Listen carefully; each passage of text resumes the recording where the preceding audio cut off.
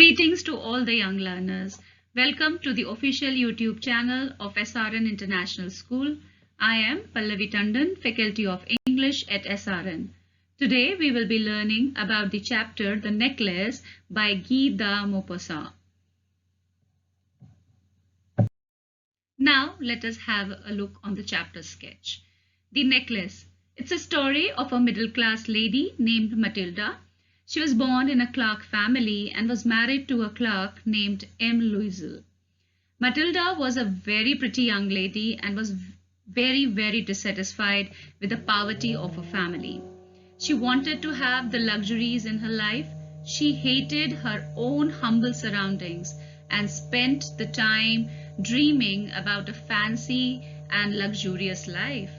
She borrowed necklace from her friend Madame Forestier and lost it in the ball, that's the party, and she decided to replace it by a necklace that looked similar to it. It costed her a fortune and they had to live in a miserable condition to repay the loan they took to buy it. It's a tale of how her desire to have more led to her ruin. Now let us proceed towards the introduction of the story. The story revolves around a selfish lady named Matilda. She's unsatisfied with her life, as I told you, and she wanted a rich husband. But because she belonged to a family of clerks and her family is unable to give dowry, she's married to a clerk. One day, both the husband and wife are invited to a party at the minister's house. But Matilda does not have good clothes and jewels to wear at such a party. Her husband suggests her to buy a dress and ask an old friend for jewelry. She then borrows a necklace from her friend and goes to the party. What happens next proves to be a lesson for the unhappy lady. Before we go to the overview of the chapter, let me give you a short briefing about the author. Guy de Maupassant. He was born on 5th of August 1850 and he died on 6th July 1893. He was a French writer and remembered as a master of the short story form and as a representative of the naturalist school of writers who depicted human lives and destinies and social forces in disillusioned and often pessimistic terms. He wrote some 300 short stories, 6 novels, 3 travel books and 1 volume of verse. Now let us know about the characters in the story. Majorly there are 3 main characters. Matilda Loisel, as I told you that she's a pretty young woman who is married to a clerk. She's dissatisfied with what she has and she's always lost in her dreams of wealth and pleasure. Next we have M. Loisel. He is the husband of Matilda and is an ordinary clerk. He lives within his means. He always tries to please his wife as he is a caring man. Then we have Madame Forestier. She's a good friend of Matilda. She's helpful and considerate. She lends Matilda a necklace that leads to her ruin. Now let's have an overview of the chapter. The story begins when Matilda Loisel is shown with her unhappiness. So Matilda Loisel, a middle-class lady, desperately wished she were wealthy. She was very pretty and charming but had the bad luck to be born into a family of clerks and married to another clerk, M. Loisel. Her husband worked as a clerk in the office of the Board of Education. Matilda was simple, but she was always unhappy. She was so convinced that she is meant to be rich that she detested her real life and spent all day dreaming and despairing about the fabulous life that she was not having. M. Loisel brings an invitation for his wife. One day, M. Loisel brought an invitation to a fancy ball organized by his boss, who was the Minister of Education. M. Loisel thought that his wife would be delighted to read the invitation, but she was not delighted to see the invitation. She told her husband that she doesn't have a good dress to wear to that party. and she asked him to give the invitation to any of his friends. Her husband, Madame Louise, told her that she could buy a new dress. He had saved 400 francs to buy a gun to join some hunting parties. He said that he would give that money to her for buying a new cloth.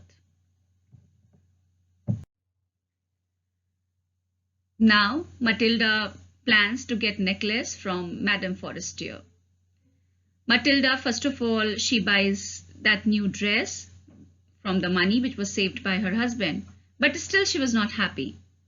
Her husband asked the reason of her sadness. She says that she would not go for the ball as she doesn't have a jewelry to wear with the dress. He replied that she should wear some natural flowers, which would definitely look beautiful, but she was not convinced. Then she advised her to borrow it from her friend, Madame Forestier. Next day, she went to her friend's house and borrowed a necklace for the ball. Now Matilda reaches at the ball. The night of the ball arrived and Matilda was really very happy at the occasion. She looked very beautiful in that dress. Everyone liked her and she was absolutely thrilled. She and her husband did not leave until 4 a.m. Then they caught a cab and returned home. The necklace was lost by that time. When she returned home and was changing her dress, Matilda wanted to see her beauty in final view before the mirror. Suddenly she noticed that the necklace was not around her neck. She was shocked to see that her necklace had got lost. She cried out and informed her husband that she had lost the necklace. Her husband searched for the necklace on every place where they went last night. He went to the police and cab offices. He also put an advertisement in the newspaper, but the necklace was not found. So he advised her wife to write a letter to her friend, telling her that she needs some time to get the necklace repaired. Now Louise decides to replace the necklace. At last, Matilda decides to replace the necklace with a necklace that looks similar to it. Her husband gives her 18,000 francs, which his father had left for him. He takes a loan of the remaining amount and purchases a diamond necklace for 36,000 francs. She returns the necklace to her friend. Buying the necklace brought the Louises in poverty. They lost their house, their maid, their comfortable lifestyle, and top of it all, Matilda loses her good-looking face. Now the time arrived when the truth was revealed out. After 10 years, all the debts were finally paid. One day, Matilda was walking in the Champs Elysees and saw Madame Forestier. She was looking charming and beautiful as she had looked 10 years before. Now that all the debts are paid off, Matilda decided to tell the story to Madame Forestier about her necklace. At this, Madame Forestier informed her that it was a fake necklace and the cost of it was only 500 francs. Students, let me tell you what message this story leaves us. See, the moral of this particular short story, the necklace, is to be happy with what you have. Throughout the story, Louise is unsatisfied with her life. The main message of the story is that we should be what we are. False pride is the cause of our sufferings. The loss of a false necklace by Mrs. Louise was not a big loss. Things could have been settled right if she had confessed the loss of the necklace to the owner, Madame Forestier. I hope, students, you must have understood the chapter.